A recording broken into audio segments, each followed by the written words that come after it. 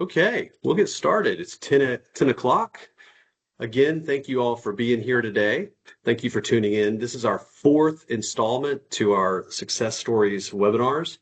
My name is Daniel Gaddis, and I'm an outreach coordinator with the Department of Community Affairs. DCA's mission is to help build strong, vibrant communities.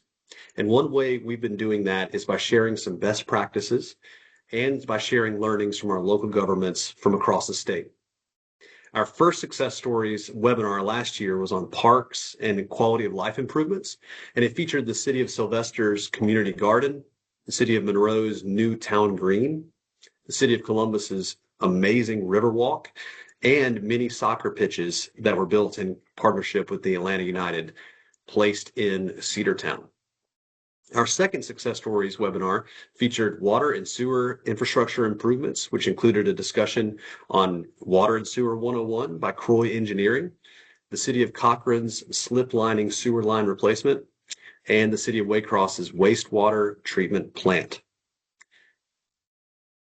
Next, in late fall of 2025, we featured a talk called Housing Part 1, where we discussed the City of Woodstock's new ADU ordinance and blight remediation among residential areas in the city of Carrollton.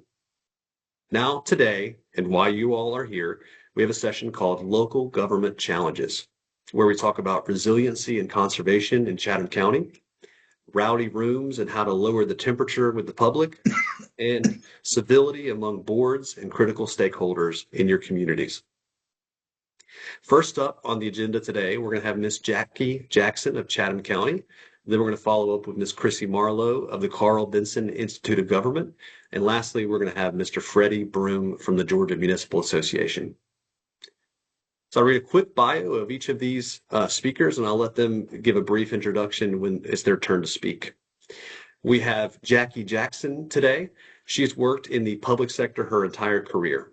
She began at Fort Stewart, Fort Hunter Army Airfield Military Installation, where as a biologist, she managed the drinking water, wastewater, and air quality environmental compliance programs for both Fort Stewart and Hunter Army Airfield. Jackie was born and raised in Savannah. She has a deep connection to her community, and that fueled her commitment to local government and public service. In 2022, she was hired to begin Chatham County, Georgia's first resilience program. This felt like the logical next step in her career, and it enabled her to concentrate on the natural environment and its relationship with community issues. The new resilience program has allowed all of the many interrelated components of resilience to be under one umbrella with the hopes of improving the quality of life for Chatham's residents. We have Chrissy Marlowe today. She is an Institute of Government faculty member. She instructs local officials and staff, as well as members of boards, authorities, and commissions in such areas as comprehensive planning, quality growth, local government planning and development processes, and historic preservation. She also teaches in the Institute of Government's Management Development Program. Her prior experience includes 11 years with the Georgia Department of Community Affairs, where she fostered local government planning, strategic land use, and community design principles, and conducted educational programs for elected officials and planning professionals. And lastly, taking us home to the lunch hour will be Freddie Broom. Freddie Broom is an executive leader. He's a certified professional coach, and he's a dynamic facilitator and trainer who has trained more than 15,000 individuals on leadership, culture, conflict management, and organizational change in the past 5 years. With nearly 3 decades of leadership experience, including service as a multi-city fire chief, adjunct instructor, and national keynote speaker, Freddie helps leaders and organizations build cultures of trust, values, and performance excellence.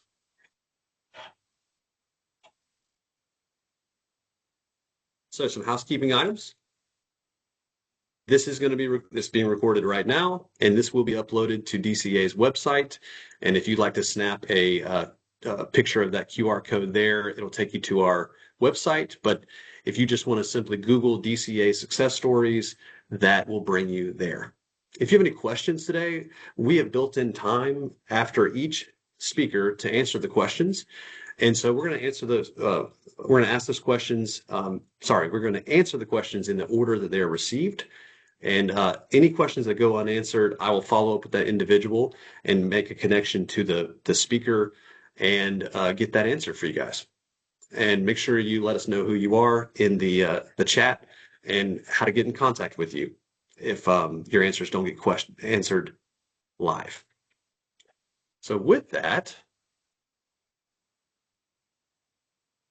I will turn it over to our first speaker of the day, Miss Jackie Jackson. Good morning, everybody. And let me share my screen real quick. Let's see here. Are you able to see that? We are, Jackie. We see the other slides 1 and 2 as well. There we you go. go. Yep. My system is a little slow this morning, so that's good. So I'll go ahead and apologize if I have to cough during this. I'm sorry. I'm in the midst of a lovely cold, so all things normal here in Savannah. But anyway, thanks everybody for joining us today. I really appreciate it. I'm going to go through a couple things just to kind of give you a foundation for those who may not be as familiar with Chatham County and the city of Savannah. But as mentioned, you'll be able to get in touch with us and ask any questions later on after the presentation, or if you'd like to email us or anything like that, definitely we'll be able to reach out and try and assist and get you some of those answers as soon as possible. So as I mentioned, I just kind of wanted to give a general foundation for the community for anyone who hasn't maybe been down to Chatham County. As you can see, we're on the coastal area of the state of Georgia, a little over 400 square miles. And we actually have 9 jurisdictions within our community of over a little bit of 300,000 people is what I'm trying to say. But so there's a lot of different communities, a lot of different viewpoints, et cetera, shoved into this little area, if you will. So one thing that Chatham County and, of course, the rest of the state has really been experiencing tremendously over the past 40 plus years has been population growth. As you can see, I've put on here the increases from 1970 to roughly 2025. And we have, as you can see, that real dramatic point up around 2020. COVID, as you can imagine, a lot of folks decided to come to the area. But even before then, in the 90s, we started to see a continual rise in the area as well. So what that brings us is the foundation of our population in the small community. And this has become something that we are really trying to be honest, struggle with a little bit on how do we continue to add individuals and residents as well as tourists to this community and this pocket of the state of Georgia. And as you can see, I have numbers down at the bottom of what our population growths are trending and where they are really going to end up around 2040. So we're going to continue to see this increase. So that leads us into all of the conversations that we're going to kind of cover today, but really ensuring that we're not only looking at our individuals that are visiting this area, our tourists, but also our residents, like myself, born and raised. And you may be familiar with some other items and I guess pressures, if you will, that have been hitting Chatham County. We've had a lot of development pressure. A lot of development has been going on in Chatham County within the past 10, 15 years, and even more so within the last 5. First one, of course, I'm sure most have heard the Hyundai development of the car manufacturing, first battery-powered car manufacturing of Hyundai. And that is right over our border, literally over the border in Bryan County. And that brought a ton of residents and also some jobs to the community. And then all of this, as you can imagine, is all intertwined in the growth of our port. The Georgia Ports Authority is located within Chatham County in Garden City and is, as you can see, it's the single largest and fastest growing container terminal in the United States. And I say that very slowly on purpose because out of the entire United States, in this small community of around 300,000 people, we have the single largest container terminal in America. So that's a lot to throw on a community that has not necessarily been prepared or hasn't been able to pivot as much as it should have. And of course, along with that comes you need warehouse space and all the logistics that come along with those type of developments. So again, the Georgia Office of Planning and Budget is expecting coastal Georgia to continue to grow at right around 20% by 2060.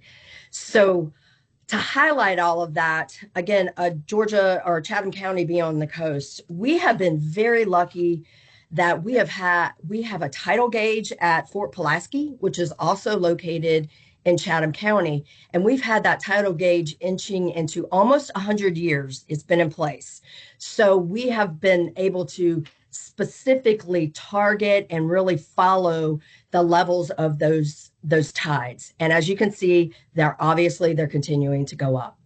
So as you increase the higher tides throughout the year, as you increase impervious coverage, all of these things impact the community and how we deal with them over a period of time. So it's not just population growth, it's also sea level change, which we'll talk about, sea level rise, and that tidal change as well.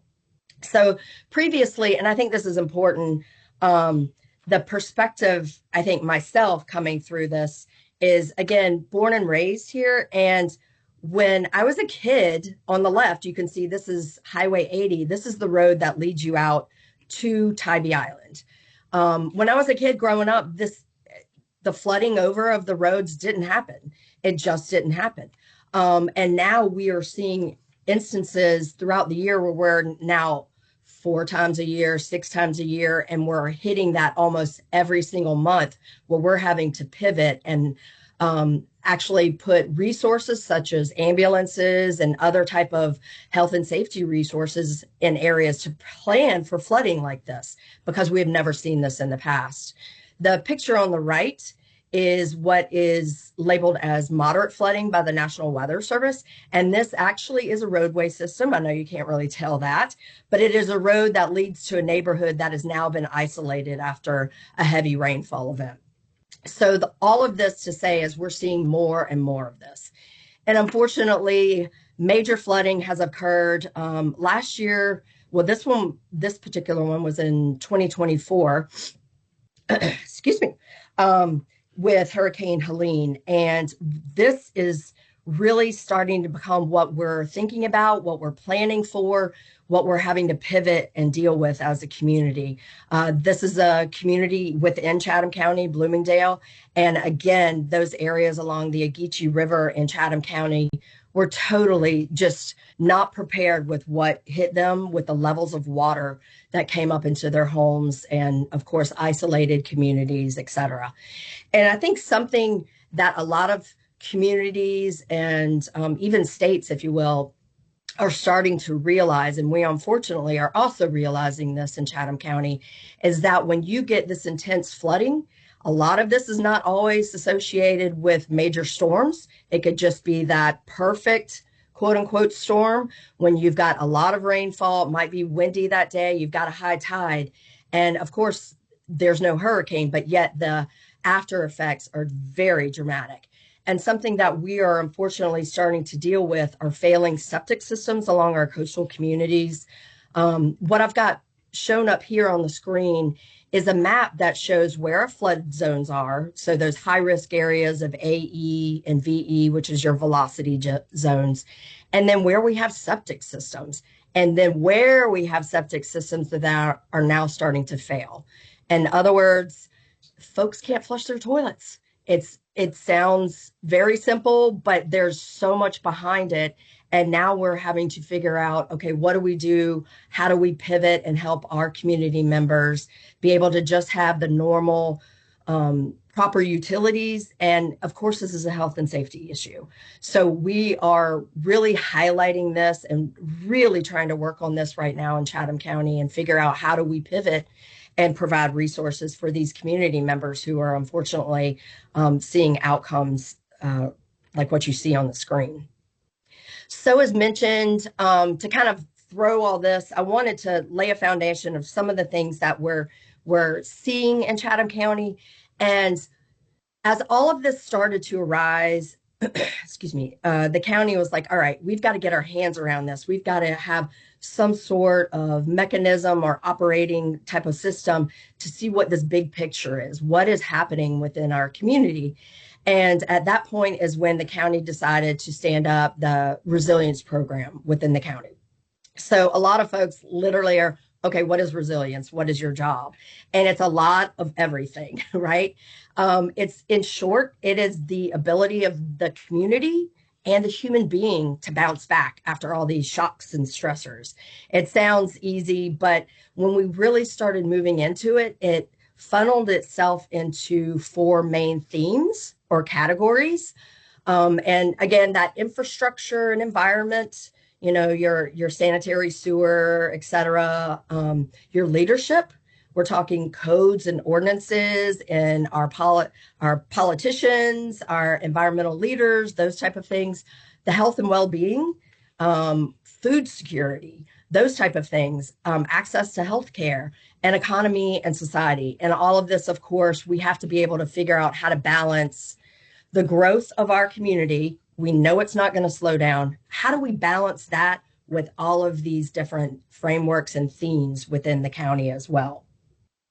So I will say, as we really started to move into this, it became very obvious very quickly that we needed to put our fingers out into the community and start making connections to see, okay, this is not just us alone. How can we team up with others to figure out how to grow and really just prepare ourselves as a community for this intense development and growth that we're seeing? One of the big players that we had in this conversation is not only the U.S. Army, which I've got shown here. We were able to tag team with Fort Stewart and Hunter Army Airfield on a number of grants. One of those listed here is from the Office of DCIP or Old CC. So there's a lot of acronyms, but basically we worked with the Army and went up to the federal government and said, we are having scenarios where our community is affecting the mission and the operations within the boundaries of Fort Stewart and Hunter Army Airfield, and vice versa. And in talking to the Army, we quickly realized, although it's there in our face, but it's something that we really have to think about even more and more every day. 65% of the military population that work on these individual military installations live in our community. So the issues that are affecting us are also affecting them. So in talking to Hunter and Fort Stewart, they're having issues with flooding. They're having issues with transportation, road systems, public transportation. And then housing, of course, has been a tremendous one that we've been trying to work on as well. So all of that together has led us to continue on individual grant projects and individual grant programs that collectively we are going to try and better the community. And one of those, working with Hunter and Fort Stewart, is conservation. And as you can imagine, conservation has become more and more important to the military world over the past number of years when they look at their mission. And as we really mapped out the flight paths from Fort Stewart to Hunter Army Airfield, you're going throughout Chatham County. So we went out and had this conversation with Fort Stewart and Hunter and said, look, we would like to conserve some property. It would help your mission. It would allow public access to areas that for individuals that may never, in a typical day-to-day, have access to these type of areas. But then it also, as you can imagine, accounts for and helps with heat mitigation, stormwater mitigation. It creates a buffer during storms. So all of these things have really worked.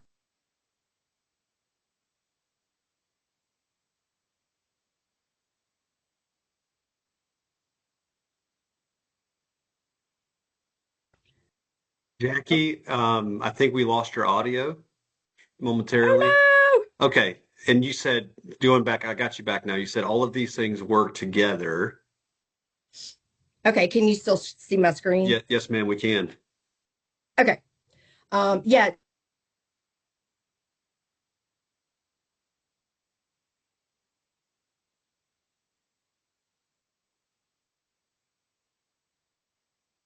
Jackie, I'm sorry to say, your audio is cut out again. did I lose you? I did. We got you back now. We got you back. Oh no. Yeah, Okay. I'm so sorry. that's okay. Technological Let me, challenges are beyond our control. okay, I'm gonna try sharing again. I think we've all had our fair share of them before. We can hear you great now. All right, let me see if I can move this. And all right, we'll pivot. Yep, we're good. So, We got you. um, all right, awesome. Let me see. Hopefully that's not in your way. One other resource and effort that we have been working on is something that makes complete sense when you really think about it. And we've started leaning on these, excuse me, stakeholders are the faith-based networks. Um, so in the past, local government has kind of had that mindset of we're the government, we're here to help. Let us do what we can for you. Come to us, kind of thing. And more, unfortunately, as we've had to deal with hurricanes, we've seen that really it's the faith-based networks that are really doing a tremendous job getting into the community and providing resources. So after really Helene and 2024 and 2025, after those hurricanes, we really did a big pivot, to use that word one more time. But we kind of changed our mindset instead of us, giving them are asking them to come to us. Instead, we're giving them resources. We understand that these faith-based communities, they know how to organize. They know how to communicate with their participants, their residents, their congregations, if you will. So instead of us, asking them to come to us, we're going to go to them, and we are now working with them to stand up the resources that they may need, whether it's solar or generators or those type of food acquisitions or sandbags, whatever they might need, so that they can then help the community. And all in all, that then helps us, of course. So, excuse me, I'm so sorry. Just to reiterate, I think some of the things that have become really important through this process is that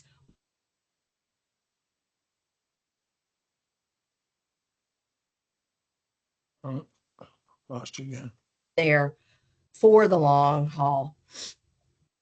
Did I lose you again? You said, yeah, just briefly, but we got you back. You said I'm sorry. that's okay. Something that's Oh very my goodness. important for you for that you've learned in this is that Yeah. Well, it's as you see on the screen is use that local perspective. Use your champions, your community champions, your staff, such as myself, maybe someone that has that local perspective and has been there, and may have those stories and become a trusted voice. And one thing that really became important to me as I grew throughout this effort, and worked more and more with individuals and communities and whatnot, was to figure out what was that local issue and what was that local concern that affected everyone. For those in Chatham County, it really came down to flooding. It simply was everyone has seen flooding in their front yard, on their way to work, wherever it might be. We have all seen the impacts of flooding impacts in our community.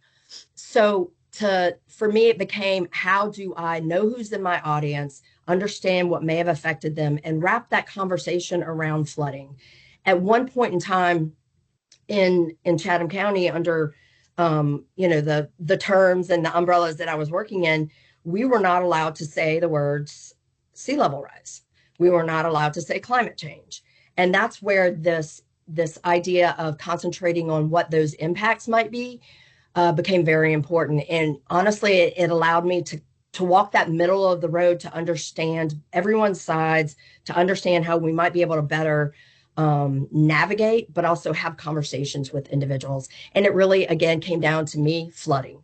Everyone knew it. It wasn't controversial in the sense of if you believe it or not, that type of thing. So that's really how I worked my arena for many, many years. And then again, pulling in those local trusted voices like the military, Department of Defense, but also we worked a ton. We are lucky enough to have Savannah State University. We have University of Georgia locally. We have Georgia Tech locally. We have Savannah Tech. So a lot of resources. And I definitely pulled on them. They are trusted voices and partners. It's not like the community and my elected officials are always just hearing from me. Instead, they're hearing from other community members who may have a different type of perspective that is more trusted for them. And that's okay.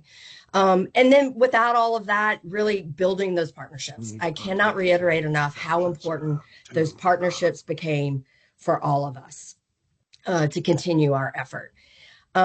Just a closing quote that I think kind of hits at it and kind of hits at why I really do what I want to or what I want to do for the community and why I've made it this my mission really is that we want to preserve the character of our community. I want to preserve Savannah and Chatham County and don't want to get to that tipping point where we've lost really the culture of our community and the things that are so important to us. And that's why really planning in this arena has become so important.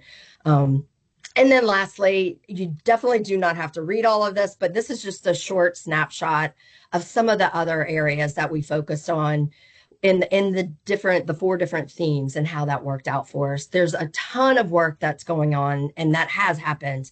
But I just wanted to highlight really, again, how it can be different for every community, but if you can focus on those points, your community champions and resources, you can make it happen. You can work at it.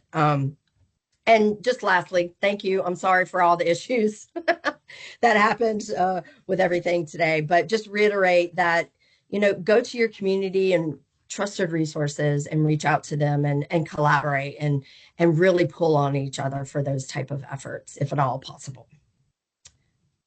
That's it for me.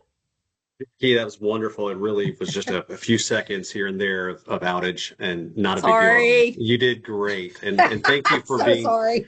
and, showed your toughness today. You're still very much in the midst of a cold. And, I know we talked a couple of days ago. So thanks for powering through. It was great. Besides our AI overlords, we don't have any questions in the chat. So I'll leave some space here. We have several minutes to just leave some space to answer any questions. As we think about contentious issues, local government issues, obviously the coastal region is a unique region in the state of Georgia. But I think that there's some applicable learnings here. And just to reiterate what she said, which was to use a nonpartisan, non-controversial issue that is people are dealing with. And that's where we begin to work to help the people of our local government is an area where there is consensus, there's buy-in, there's a known issue, and how do we address it? And we do that through tapping those trusted local voices, those trusted partners. And Jackie is emblematic of doing that mission and working out that mission in a really, really great way. So thank you for providing your background and your expertise and your skills and your knowledge to address this very real issue. And I might add one last thing. I think when I came into the role, and it's still pretty much, I don't have a budget. I'm a kind of a one-woman show, right? I like to say that I'm a power team of 3, me, myself, and I. So, and we try and get a lot done. And with that being said, it was those conversations, especially with grants and grant opportunities, talking to your other partners that might be out there, and they could be nonprofits. We worked with tree organizations, National Fish and Wildlife, like I mentioned, the Department of Defense, and just being honest and saying, hey, I don't really have money, but I'll do the work. I'm willing to write the grant applications. I'm willing to, you can put Chatham County's name all over it. I'm willing to use in-kind match, all of that. Let's work on this together. And then you've got a lot of buy-in, you've got a lot of trust. And still today, that's kind of how I roll, if you will. So it can work, and just building that partnership and honestly spending some time meeting your community members. And again, they don't have to be the ones that you would typically think about, and really reach out to your faith-based community because they have some strong power holds that can help you move forward for sure. That's all. Vicky, we have a question from Miss Gretchen Lugthart. She says, did the failing septic systems result from a water table rise or just an effect of the periodic flooding?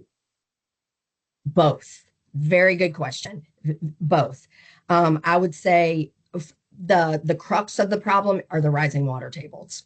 We have seen dramatic increases in the height of our water tables, and septic systems are meant to basically send the sewage out into the ground area and then naturally percolate, and it treats itself with bacteria.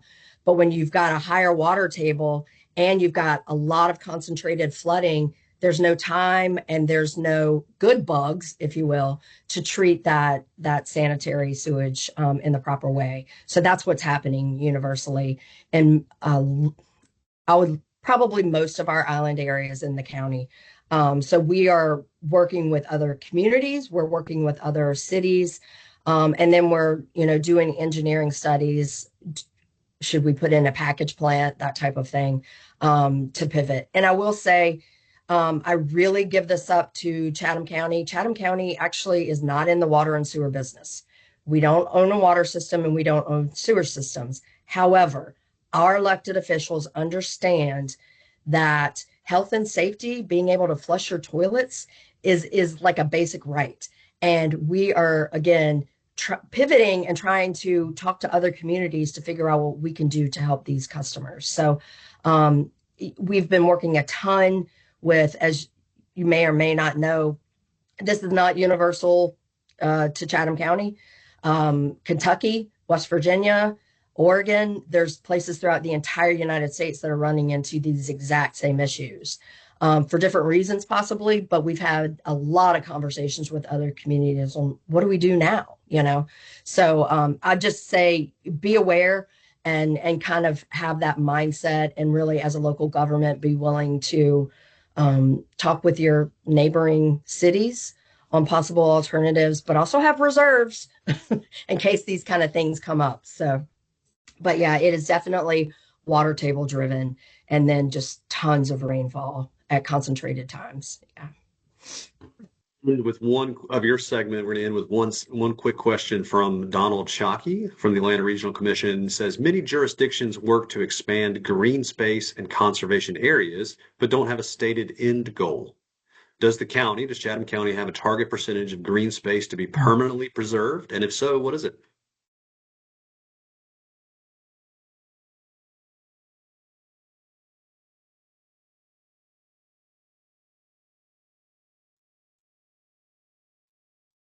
Donald, we may have to get that answer a little bit later. Okay. She's back. The outages occur at just a very peculiar time. It's just right when you get to a main point. It's quite fascinating. Yeah, did you hear the question, So Jackie? real quick, I'm sorry. So we do not have a percentage to date. We are actually working on a plan as we speak for that. In late September of last year, the county purchased its first island. You might have heard that, Green Island. And as part of that, I mentioned in that conservation corridor, I showed that map. This is really starting our process of conservation and protection for our water community. So we are building on that effort and trying to stand up a previously in place resource conservation commission. And with that, trying to figure out funding mechanisms to continue getting funding for the county to purchase additional properties such as that. But wonderful question. And part of that also is we have dedicated funding to create management plans for a lot of these areas. And part of that percentage dedication will come out of that conversation. So we're working on that this year. But great question. And yes, we should all have those percentages dedicated and identified. Thank you, Jackie.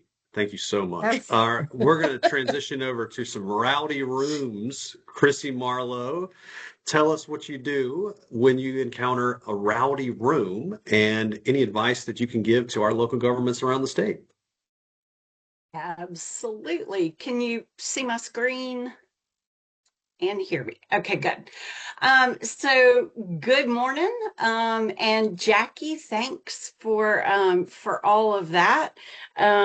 Those issues are exactly why public hearings can get spirited.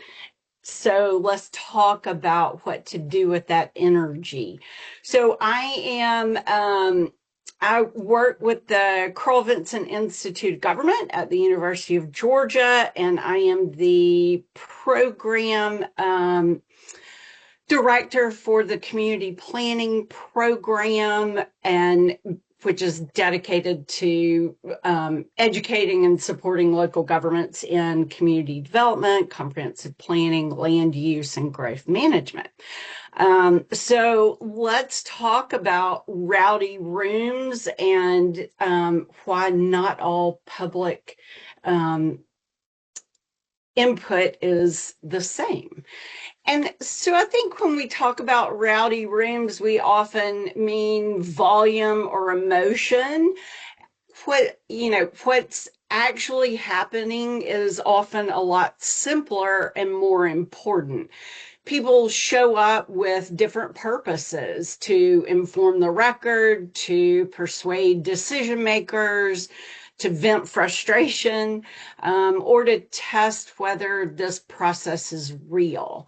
And those may all come through the same microphone, but they're not asking the same thing, the same things of you as a decision maker, and they don't call for the same response.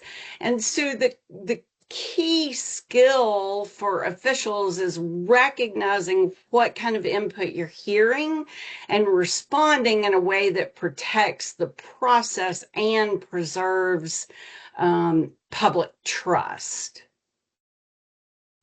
And so, we've often been to these, and they're no fun, but with a little depth of knowledge, greater depth of knowledge, I think we can manage these better. And so, the challenges for public input are about determining which public concerns should carry the most weight and how to balance the public input with long-term policy goals, how to respond to that input, and then how to communicate the decision to the public. And so the focus today will really be to analyze different types of input and identify key elements of how that input should be used and honored and balanced in your decision making. Because how a local government handles public input impacts public trust as well as legitimacy. And while there are a lot more granular things you can do to increase civility, and I'm sure Freddie will talk about some of those later, ground rules, de-escalation skills, etc., I think it's important to also take a broader approach, because how you handle the input really matters. So here's a list of the different types of public input that we typically hear in public hearings. And the mistake we can often make is responding to all these types of input in the same way. And that's when tensions escalate and trust erodes. So I'm going to give you some, I've got some samples of what you might be hearing at public input sessions, and then we'll talk about what type it is and what the response is. And when I'm saying response, it is, of course, not, you can't respond to every person who comes to the podium and has input for you. But what you can do is, know how to respond internally and how to use that in your decision-making process. But you can also use it when the public hearing portion closes and you're discussing amongst board members the case. And that is a really great way to offer some responses, show that you actually were listening to what you heard, but it also helps the public see how you're making decisions and what you're basing those decisions on. So here's the first one. Why don't you let the public know about these things? Makes me think this deal was made behind closed doors. So we've all heard some version of that, right? So what type of public input is that? It's a process concern. They're concerned about information to the public and are you making decisions before public hearings? And so the response to process concerns is to clarify the legal process and acknowledge people's frustrations and then discuss improvements and make improvements when you can. Another example, a smaller footprint store or reuse of an existing building could be an environmental compromise. So that is a solution response, solution oriented. And you want to engage with constructive input and discuss that feasibility.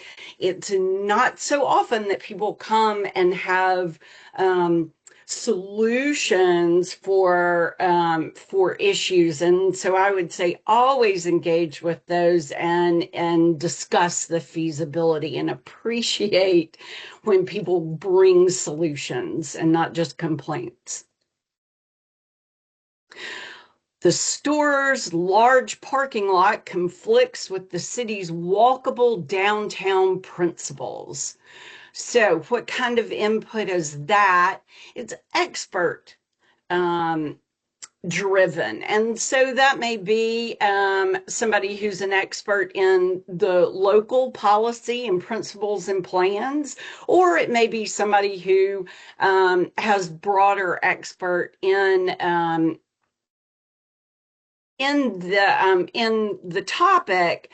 But you want to consider expert input as a key decision matter. That is a key decision factor for your decisions, is that expert driven input. A traffic impact study is required before approval. Can we delay until that's complete? So what type of public input is that? It's a policy or legal response. This one largely legal based, as in our local laws require for this case to have a traffic impact study. And so your response is to make sure that legal requirements are explained clearly, and if it is in fact true that a traffic study is required, then speak to that and what the next steps in the process will be. If it's not required, you need to explain why.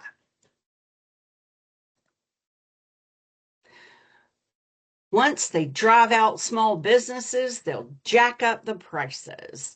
So what kind of public input is this? This is speculative. And so the response here is you need to ask for evidence and clarify that your decisions are fact-driven and not based on speculation.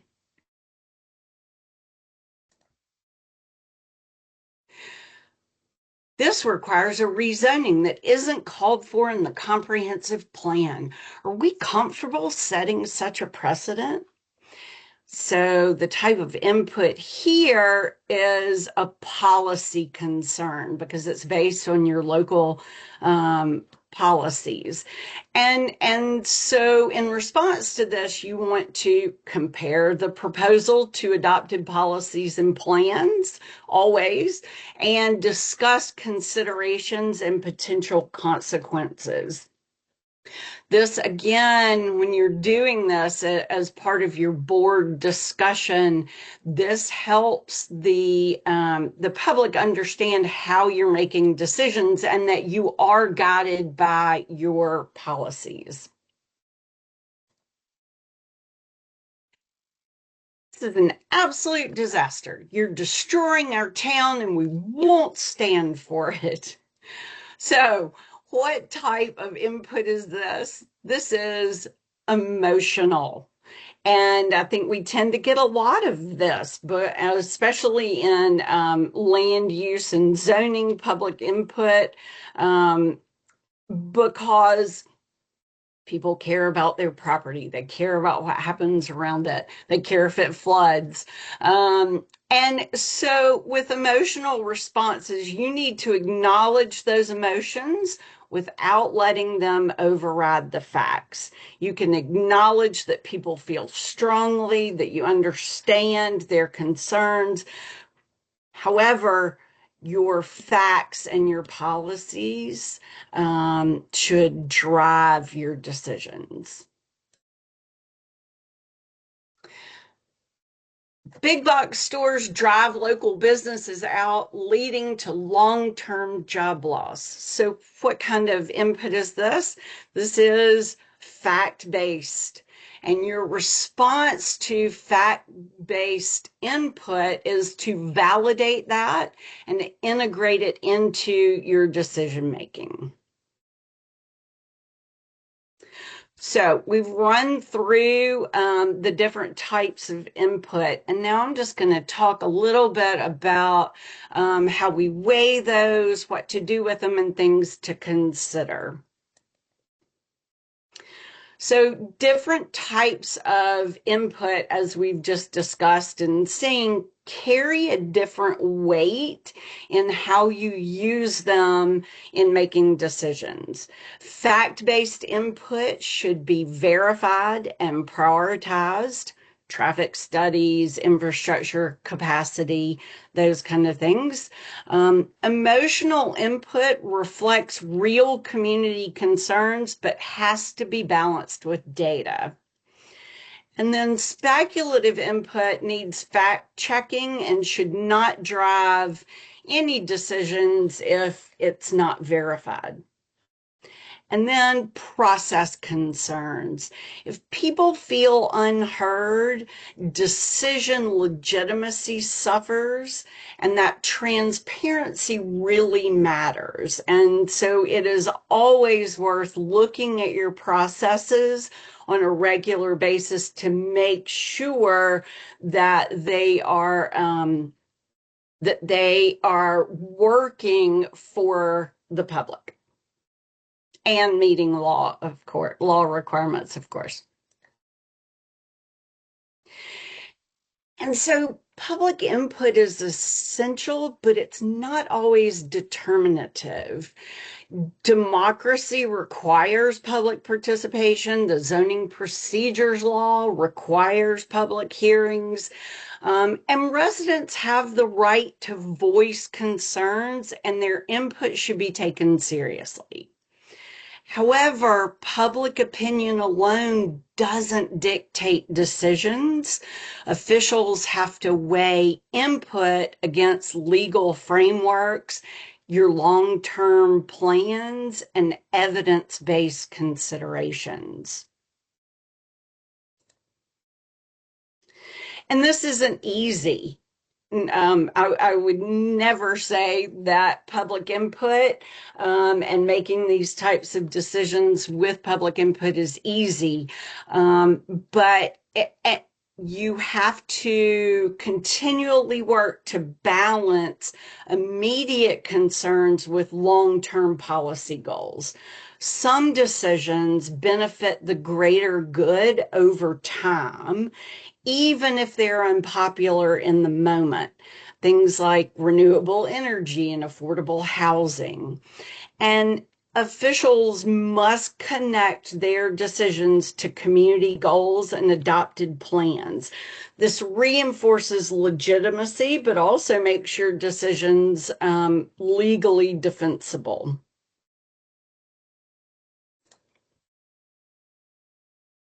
And transparency and communication shape public trust. Proactive engagement, FAQs, public meetings, clear notices can build trust and prevent pushback based on misunderstandings. Even when decisions don't align with public preference, explaining why certain factors outweighed opposition can foster trust. The research on democratic governance consistently shows that the design and administration of public processes shape the perceptions of legitimacy, trust, and fairness more so than the actual outcome of certain decisions. And so your role is not just to listen, but to analyze and balance and lead, making decisions that are legally sound, data-driven, and aligned with community goals. Public engagement isn't about allowing input, it's about integrating it meaningfully into your decisions. And so it's more than just a checklist. We followed the zoning procedures law, we had a public input and followed those requirements, and now we move on. You have to integrate that meaningfully into your decision, and you do that by understanding the different types of input and responding accordingly. So I was brief and quick. So there's time for your questions. What questions do you have? What takeaways do you have for me? See, I'll jump in. Chrissy, Yeah. can you hear me okay? Yes. All right. So, most of our audience today are going to be staffers, local government staffers. We have several regional commission staff. In terms of educating our elected officials, what are some tips or tricks that you would propose to, let's say, a staffer that writes the staffing report on a rezoning, and making sure that the elected official has a decent knowledge of what's in the comprehensive plan? Because as much as a DCA, as much as we would like every elected official to be very well versed in all facets of their comprehensive plan, we know that that's just not the reality. They're busy people. It's most of the time part-time jobs. So what advice would you give to a staffer that could provide a little bit of education and maybe a staffing report? Yes. So in staff reports, I think it's really important to use quotes from the comprehensive plan. Every staff report for every agenda item should include quotes from the comprehensive plan. So whether that's part of the character area narrative, different needs, opportunities, and other, applicable policies. It can be major goals from the comprehensive plan that are applicable, because I don't think planning commissioners or elected officials, for that matter, are necessarily going to dig in every time and look at the comprehensive plan. And so, having served as a planning commissioner myself for 10 years for Athens Clarke County, I can say that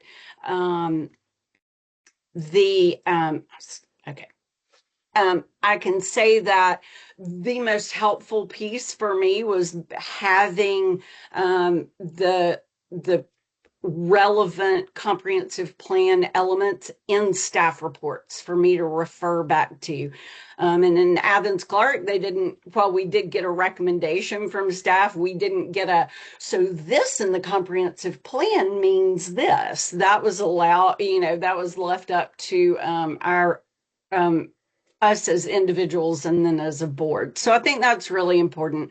I think it's also critical that your process for taking input as required by the zoning procedures law, right? There are minimum requirements there.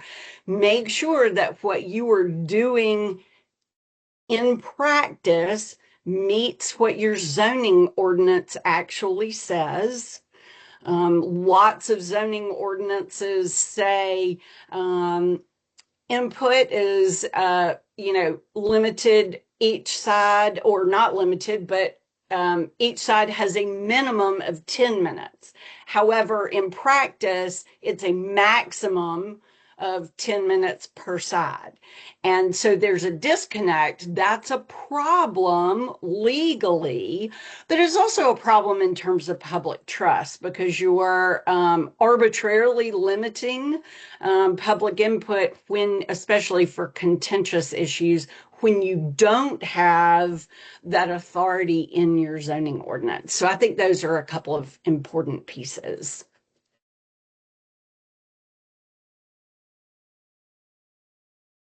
Do want to just thank you, Chrissy. I want to address, we will be uploading these PowerPoints. I don't have the ability to actually email all of these presentations to all of you, but I do have the ability to upload them on our website.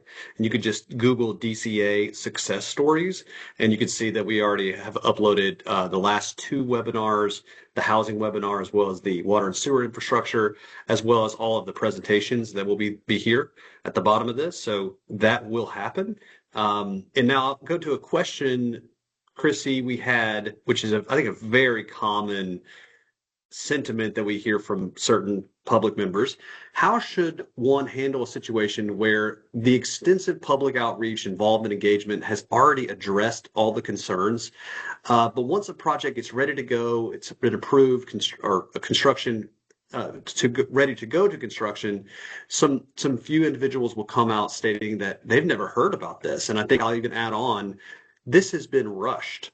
So I think you've probably heard that before. Yeah. This feel like we've just rushing this through. How would you address that?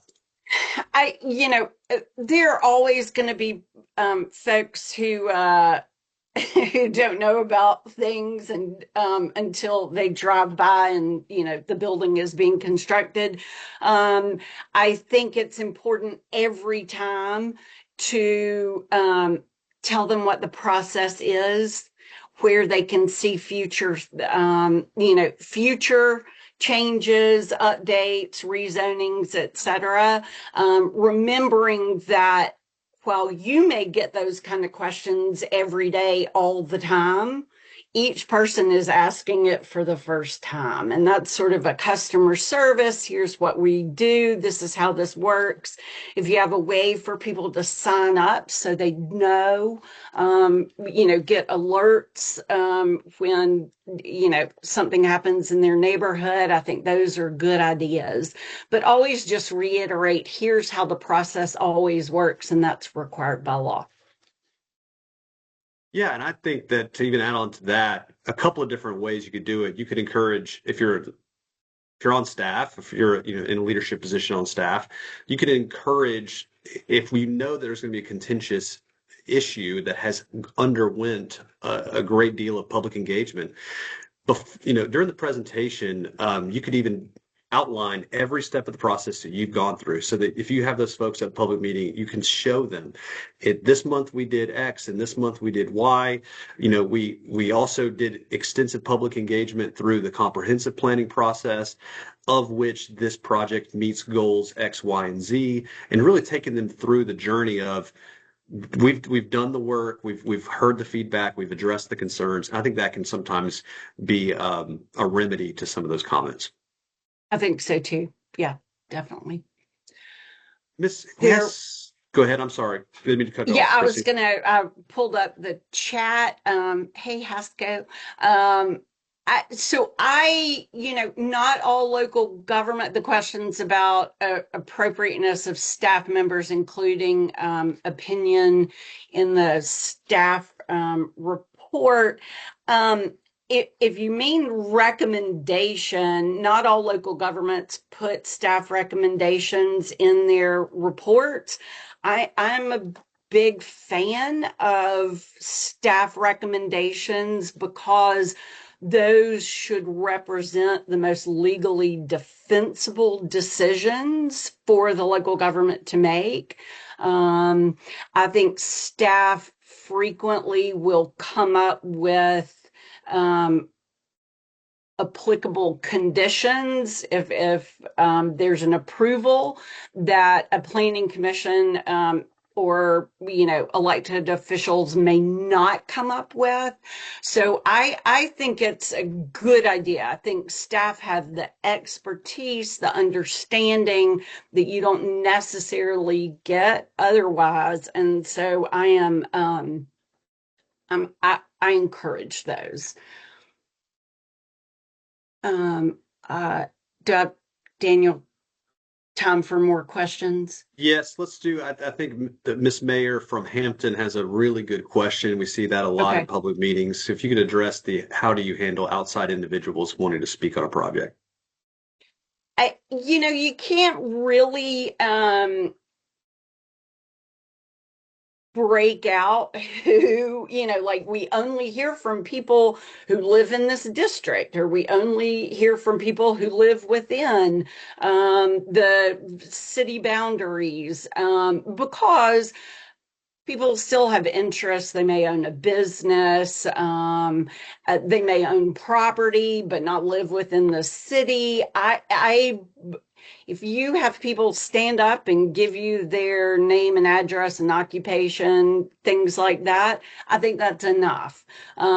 Is that gives decision makers how they're going to weigh that or not, as opposed to limiting public input to people who you can verify own property. I think we start to get into First Amendment right issues there, and so I just have everybody state their name and address, what other information, and then decision makers can weigh those as needed. See, um, we do have some more time, so if anyone else wants Okay. to ask one more question, would love to field that.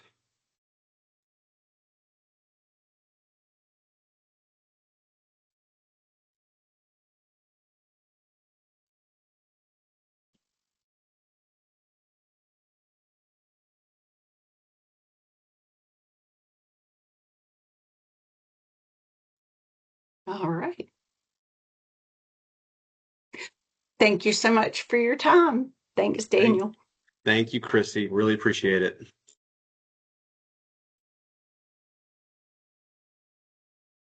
Mr. Freddie, I'm going to pull up your slide deck.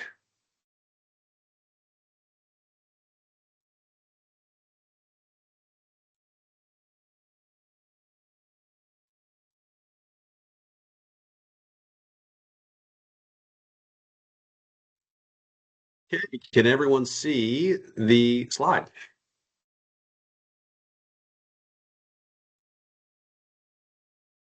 See a thumbs up. All right. And Mr. Freddie Broom, I'll let you take it away, sir. Okay, can you hear me okay, Daniel? Yes, Okay. I can. All right. Well, good morning. Thank you for allowing me the opportunity to present today as we talk about some of the things that we're doing at GMA, or we've been doing since 2023, around civility and just trying to find ways to make our cultures better within our local government and our communities. All right, next slide. All right. So a little bit about me. If you don't know, I think I looked at it and I see a lot of cities being represented and a lot of regional commissions. So everybody is probably familiar with GMA. GMA service all 536 cities across the state of Georgia, and I like to say that we're just a one-stop local government shop. We provide all the services that local governments need to ensure they're delivering effective and good governance to their community. All right, next slide. All right, so I would like to take a little quick poll. If we could, just pull out your phone, scan it. I promise you, it's a safe QR code to use, and just kind of see what is civility to you. When you hear civility, is civility a thought or is it an outcome? What do you think?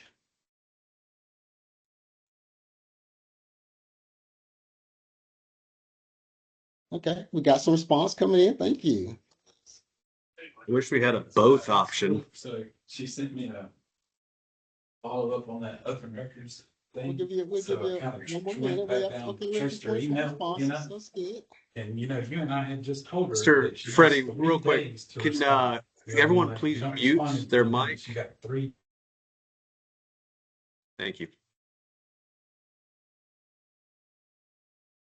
All right. So we'll go what we got. We got about 30 that responded. So thank you all that responded. Okay, we're up to 31. So most people, and that's why I like to do anonymous, most people feel that civility is an outcome.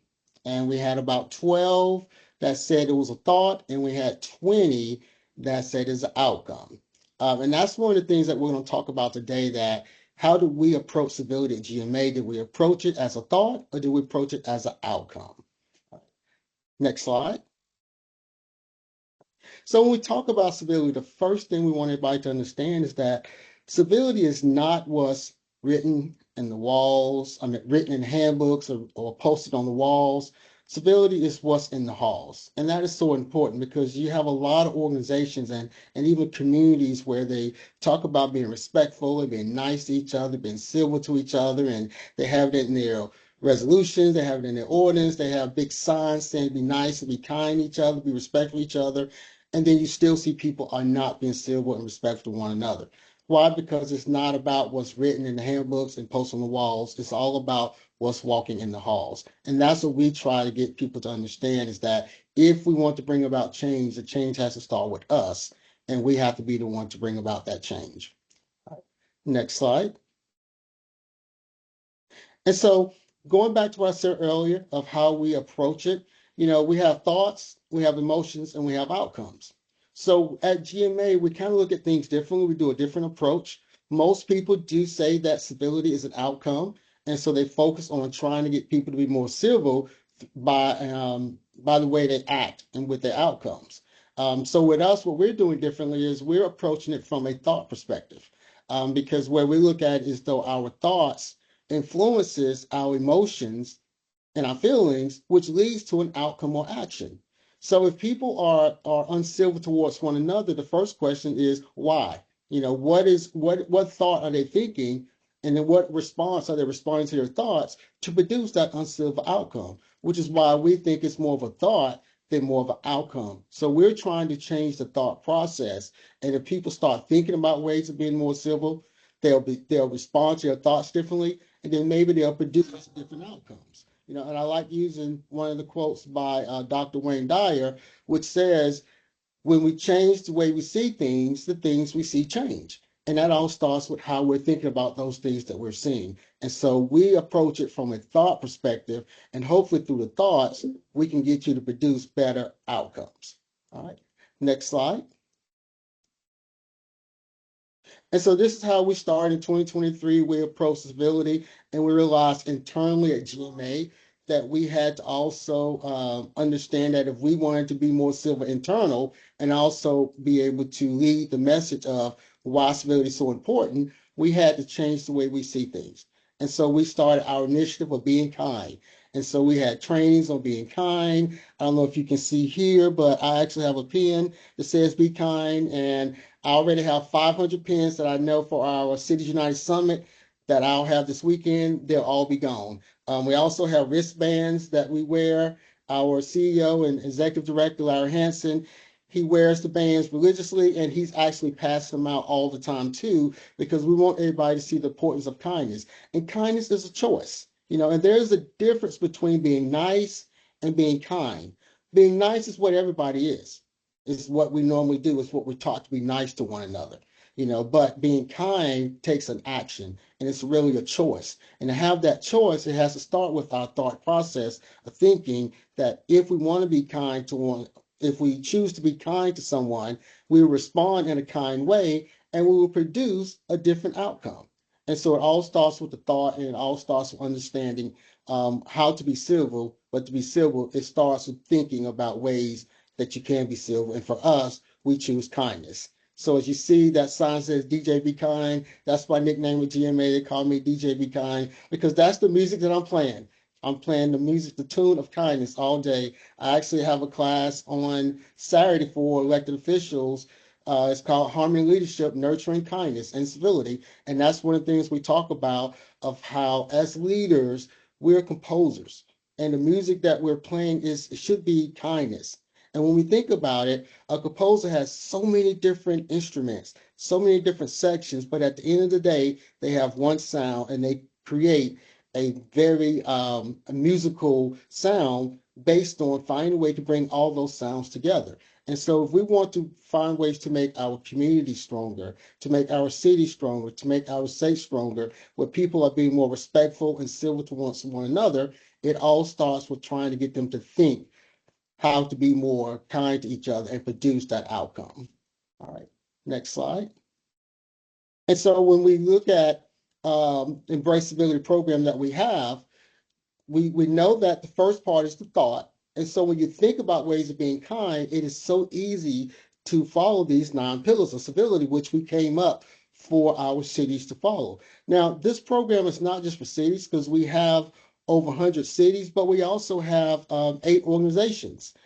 So in addition to the cities, we have Central Savannah River Regional Commission, Georgia Downtown Association, Lafayette Downtown Development Authority, River Valley Regional Commission, Southwest Georgia Regional Commission, Fort Valley Downtown Development Authority, Middle Georgia Regional Commission, and Southern Georgia Regional Commission. So we also partner with organizations as well that have taken the pledge, and they are known as organizations of civility, and we're still trying to find ways to expand that to get our counties involved and our state involved, because realize to make a change, we got to be able to find ways to bring everyone together to be part of this change. And so when we look at these 9 pillars of civility, we train everyone and get them to understand the importance of what these civilities really mean. And the first one is so important, especially when you're dealing with elected officials, when you're dealing in local government, period, is be considerate of others' opinions. It's okay to agree to disagree. And that is so hard for a lot of people to do. We say it's so easy to agree to disagree, but when it's time to actually do it, it makes it so hard. And so what we try to teach everyone is that it's okay. You still can agree to disagree and still find ways to be civil in the way that you disagree with one another. You're not going to agree with everyone. I don't think anyone on this call wants to work with someone that's going to always agree with them. But so we have to know that it's okay to agree to disagree. And we can still handle those disagreements in a respectful way. We talked about managing emotions. The last presenter talked about the importance of emotions, and managing your emotions is so important. It's really about getting curious instead of furious. Don't allow your emotions to take over the conversation. The moment you allow your emotions to take over the conversation, the longer you allow your emotions to be a part of the conversation, now they're actually in control of the conversation, and now you're no longer in control of the conversation. And that's why it's so important to know how to manage your emotions. A silent voice is not always a weak voice, and that is so important.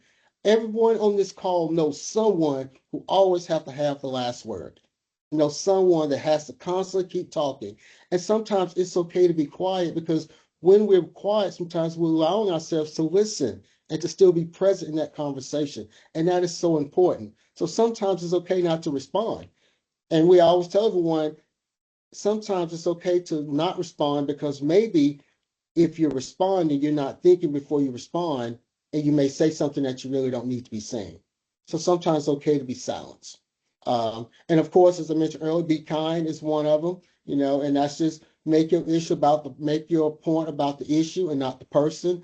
There's so many people that they don't know how to be kind to one another because they want to make it about the person. Don't make it about the person, make it about the issue. Talk about what's most important. Talk about the things that you really need to talk about, whether you agree with that person or not, but let's talk about the issue. But when they make it personal, they no longer consider about others' opinions. They're no longer thinking about it's okay to agree to disagree. They're no longer thinking about managing their emotions because they made it all about the person, how they feel about that individual. You have to still make it about the issue. Stay focused on what's most important. And then, as I mentioned earlier, active listening is so important because we have to spend more time listening to each other. And then sometimes listening means that it allows us to be present in the moment with each other. And that is so important. And then also we have to think about the impact. This happens a lot. We see it a lot and we see it more and more on social media.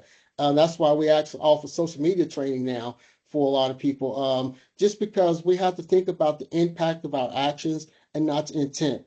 A lot of people say things and do certain things, and they're like, oh, well, I didn't mean anything by that. And they're not realizing the impact that actually happened by them saying that or doing that. So I like to tell everyone, before you say something or do something, ask yourself, what impact is this going to have? And a lot of times you will answer your own question and you probably won't say it or do it because we've all been there. We've all said something or done something and then asked ourselves, wow, should I have said that? Should I have done that? And you already know the answer to it when you ask yourself that question. So challenge yourself more to ask yourself, what is going to be the impact of my actions before I say this, before I do this? So that way I know whether it's something I should be saying or something I should not be saying. Ask questions to learn is so important. And we have to ask more questions because when we ask questions, we have to make sure that we're asking questions for clarity. And there's a difference between asking a question for clarity and questioning a person.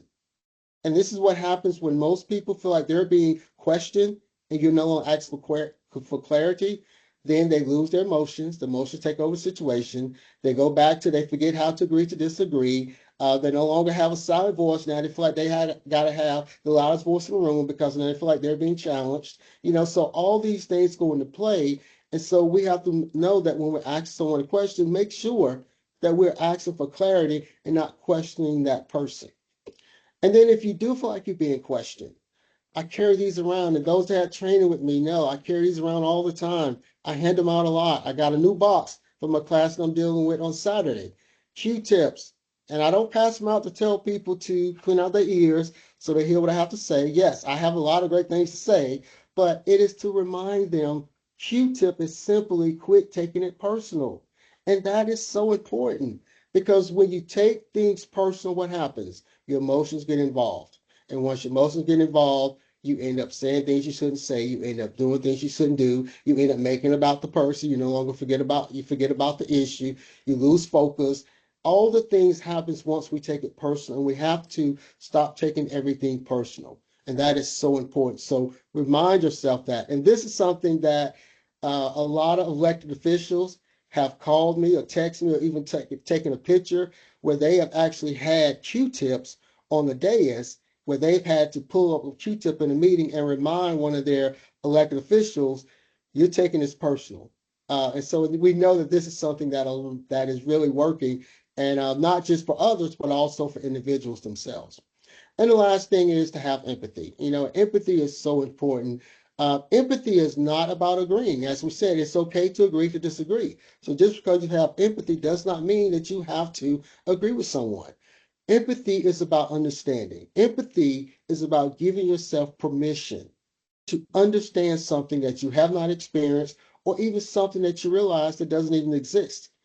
If someone is telling you that something is going on or something is bothering them or issue that needs to be addressed, just because you don't know it is, just because you're not aware of it or you have not experienced it, does not mean it does not exist. So you sometimes have to have empathy to be able to understand things that someone else is trying to explain to you. Having that empathy goes along with that active listening. That is also a sign of being kind because now you're paying attention to someone and you're giving them the opportunity to really tell you how they feel about something. And that is another sign of being respectful. And so when we think about being kind, it is so much easier to practice these 9 pillars of civility because it allows us to stay focused on what we're trying to achieve, which is the outcome of being more civil. Next slide. And so as we wrap up today, this is how it looks. So for us, when we say instability of thought or outcome, to us, it is an outcome, but it's produced based on the thought. So we focus more on the thought of if we can get people to think kindness, to be kind, they will respond to their thoughts and they will produce more civil outcomes and be more civil actions. When people only focus on civility, they never think about the thoughts that goes with that. And so we're still trying to figure out why do people remain so uncivil. It's because you hadn't had the opportunity to get them to see how they can see things differently and start thinking about it in a different way. So as we like to wrap up, we always like to say, the world is full of kind people. And if you can't find one, I tell everyone, just be one. And as long as we can be one, that means that we have the thoughts of being one. That means we respond to our thoughts and we find ways to produce those civil outcomes. And that is what we're doing. And we're seeing more of our cities become more civil because we're getting them to understand the importance of how to be civil. It all starts with you thinking about being kind to one another. Next slide. So with that, I wanted to leave it open to see if we had any time for any questions about civility, about kindness, about the drives, about anything that we're doing at GMA that could be a better service to you or to your organization. I'll ask a question. So let's just say that we have a staff member here who's seeing some uncivil behavior among their local either elected officials or their planning commissioners. What's just a very tangible way that you would suggest to encourage that board to engage with you or engage with some civility training? Okay, that's a great question. The first thing is I go back to Q-tips because we have to make sure that in that level of engagement that we're not taking anything personal and that in those actions or behaviors that we are experiencing has nothing to do with us. It has everything to do with them.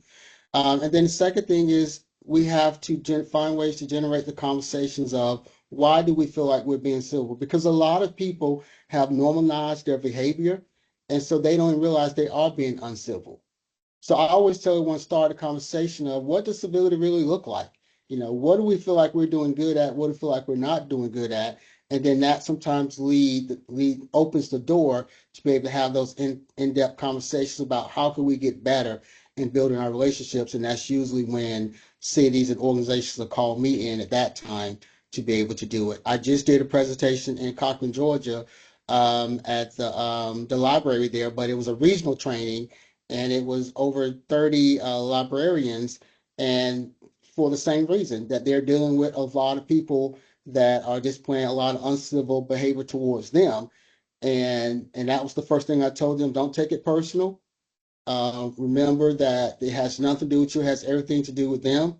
And then at that point, find ways to manage your emotions and stay in control of the situation. And if you truly find out why this person is feeling the way they're feeling or why this person is behaving the way they're behaving. It's all about self-awareness and getting them to identify truly what's happening, what's going on, and acknowledge that it does exist.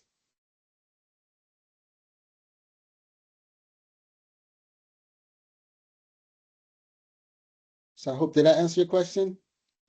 Absolutely. That was great.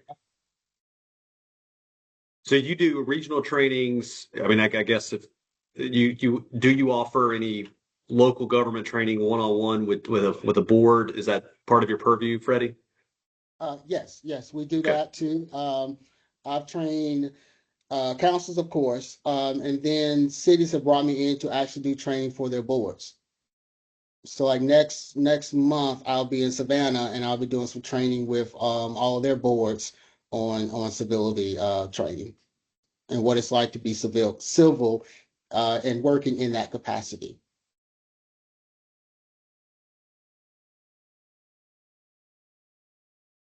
It's phenomenal. We're going to wait about 30 more seconds to see if any other last minute questions surface. So I usually say if I don't get more than 3 questions, that means I did a phenomenal job.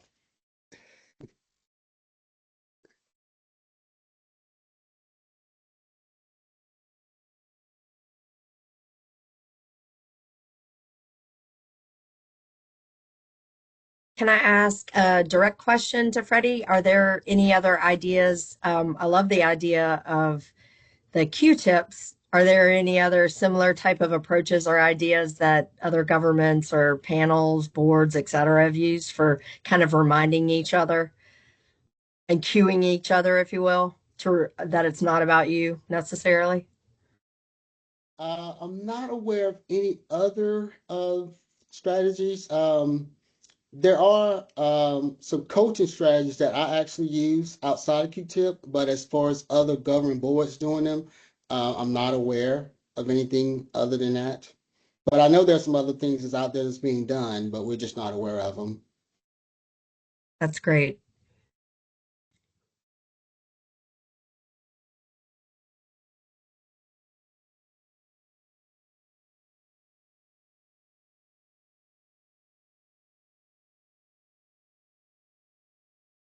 Freddie, Chrissy, and Jackie, what a pleasure it was to have all three of you today. Really enjoyed it. I think I learned a ton. I hope that our audience did as well. And again, just to reiterate, we're going to have these presentations on our Success Stories website. And stay tuned because we're going to be having Housing Part 2, looking at some best practices in the housing sphere in 3 months or so. So thank you all for coming, and I really appreciate it. And there's my contact information if you would like any more additional information. Have a wonderful day. Thank you, everyone. Stay warm. Thank you.